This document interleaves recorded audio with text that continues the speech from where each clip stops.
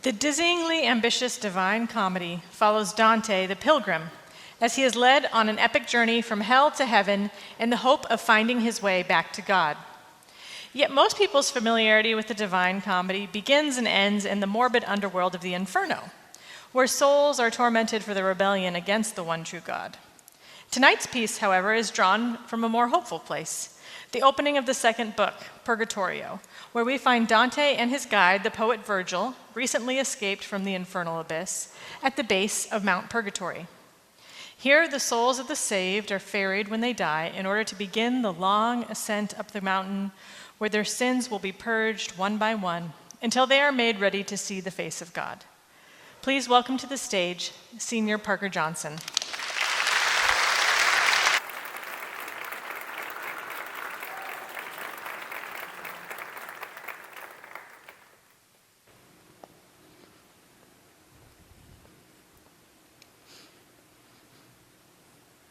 The sun was touching the horizon now, the highest point of whose meridian arc is just above Jerusalem, and night, revolving always opposite to him, rose from the Ganges with the scales that fall out of her hands when she outweighs the day.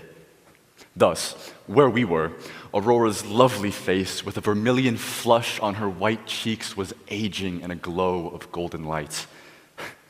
We were still standing at the water's edge, wondering about the road ahead like men whose thoughts go forward while their bodies stay, when suddenly I saw, low in the west, like the red glow of Mars that burns at dawn through the thick haze that hovers on the sea, a light.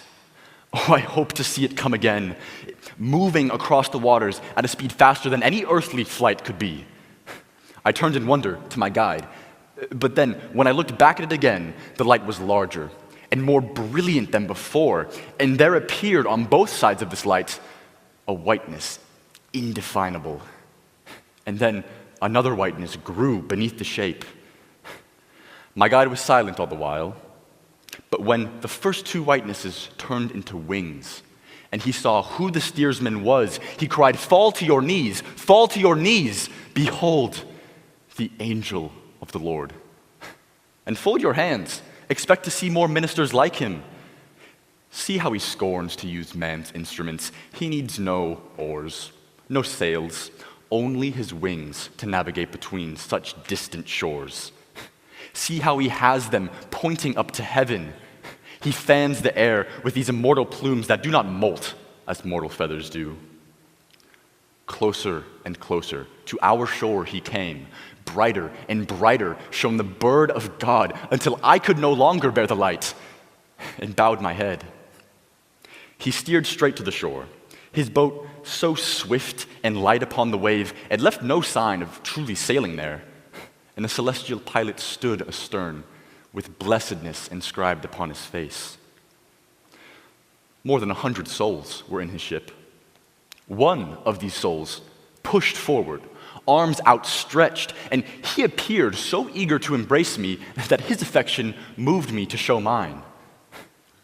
Oh, empty shades, whose human forms seem real. 3 times I clasped my hands around his form, as many times they came back to my breast. I must have been the picture of surprise, for he was smiling as he drew away, and I plunged forward, still in search of him. Then, gently, he suggested I not try. And by his voice, I knew who this shade was. I begged him, stay and speak to me a while. "As once I loved you in my mortal flesh, without it now I loved you still," he said. "Of course I'll stay, but tell me why you're here." "I make this journey now, O my Casella, hoping one day to come back here again," I said. "But how did you lose so much time?" He answered, "I cannot complain if he, who as he pleases picks his passengers, often refused to take me in his ship, for that just will is always guiding his. But for the last 3 months, indulgently, he has been taking all who wish to cross. So when I went to seek the shore again, where Tiber's waters turned to salty sea, benignly he accepted me aboard. Now back again he flies to Tiber's mouth, which is the meeting place of all the dead, except for those who sink to Acheron's shore." If no new law prevents remembering or practicing those love songs that once brought peace to my restless longings in the world, I said, pray, sing, and give a little rest to my poor soul, which, burdened by my flesh, has climbed this far and is exhausted now. Amor che nella mente mi ragiona, began the words of his sweet melody. Their sweetness still is sounding in my soul. My master and myself and all those souls that came with him were deeply lost in joy, as if that sound were all that did exist. And while we stood, enraptured by the sound of those sweet notes, a sudden cry, "What's this, you lazy souls?" It was the just old man. What negligence to stand around like this. Run to the mountainside. Shed that sloth which still does not let God be manifest to you. Just as a flock of pigeons in a field, peacefully feeding on the grain and tares, no longer strutting, proud of how they look, immediately abandon all their food and fly away, seized by some greater need if something should occur that startles them. So too did that new-formed flock of souls give up their feast of song and seek the mountainside, rushing to find a place that they hoped was there. And we were just as quick to take to flight.